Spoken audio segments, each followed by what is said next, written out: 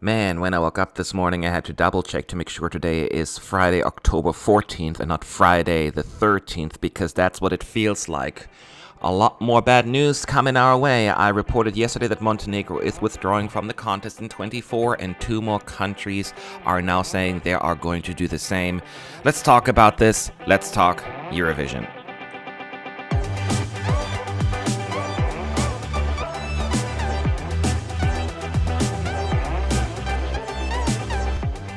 Hey everyone, it's Matt, ESC United, your favorite Eurovision channel. Not on your favorite Eurovision day, to say the least, am I right? But again, let's go for this together. So yesterday, the news broke. We talked about it that Montenegro confirmed its withdrawal from the Eurovision Song Contest 23, and now additional countries have followed suit. Let's start with the first one. MRT announced its withdrawal with an intent to return. So we were talking about North Macedonia, and signs have been pointing towards a withdrawal from North Macedonia since their whole 22-23 budget was revealed to include JESC expenses, Junior Eurovision, but none allotted for Eurovision. So our red flags went up there immediately.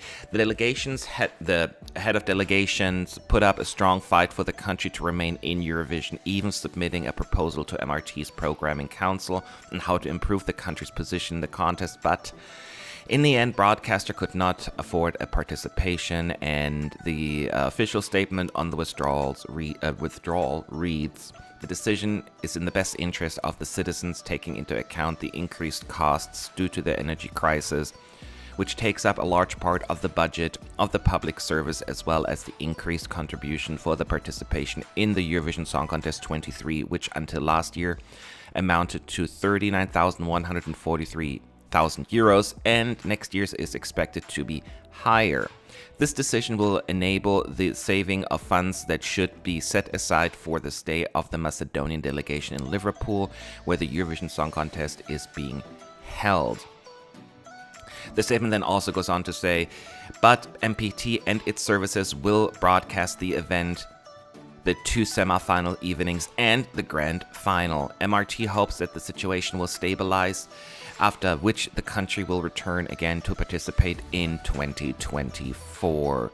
And to add on to, the Director General of MRT expanded on the broadcaster's current financial situation for context, saying that last month's energy bill cost the broadcaster 10 million MKD or 160,000 euros.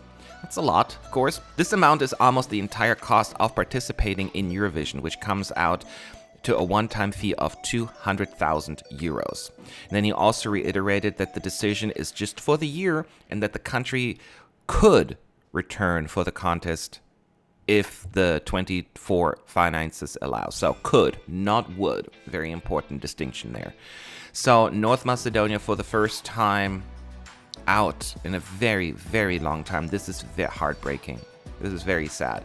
And the bad news, they don't stop there. And it's getting actually even worse. Bulgaria is out not just next year, but apparently, according to them, for the immediate future. Bulgaria's broadcaster BNT confirmed to OGAE Greece this morning that they will also not return for the contest in 23 or any subsequent contests. They have also updated their Twitter bio to state in both Bulgarian and English, not active any longer. This marks the country's third withdrawal from the contest in the last 11 years, and this one seems to be a little bit more permanent, for the lack of a better word. The broadcaster statement indicates that after analysis, it was decided that this program does not present an interest for the broadcaster any longer, and that Bulgaria will most probably not participate again in the future. The country's participation has been subject in the past to funding secured by corporate or external sponsors, or having the artist pay for the participation costs, as Intelligent Music Project did in 22. Bulgaria will still compete in the junior edition of the contest in Yerevan later this year. So, to summarize, currently a total of 34 countries have publicly confirmed their intentions to participate in the 23 Eurovision Song Contest, with Azerbaijan being the latest. And At the time, the only countries yet to reveal their participation plans are Armenia, Czech Republic, and Moldova, who all competed last year. Should all three countries return to compete in the UK, hopefully, then the 23 contest would have at least 37 competing countries and entries, unless some unexpected debutant or returnee will pop up, which is unlikely as of right now, basically. So 37 competing countries would be the lowest number of participants since 2014, where we had the same number of 37 countries taking part.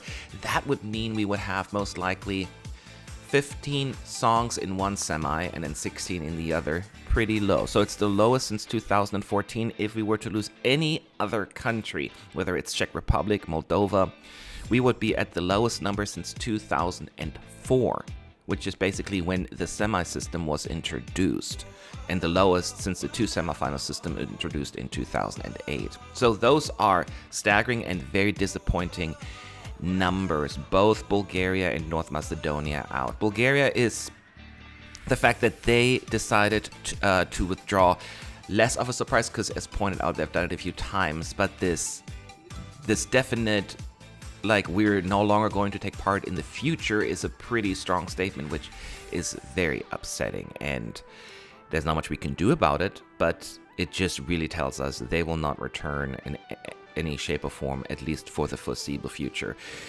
North Macedonia is a very, very sad situation because they've been taking part and they really tried everything to be there, yet it just wasn't enough.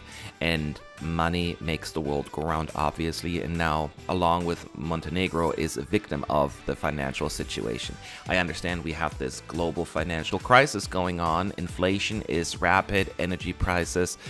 We all know why a lot of this is happening, and it is unfortunate that what's happening in the world has real consequences on the contest as well. But again, the contest does not exist in a silo.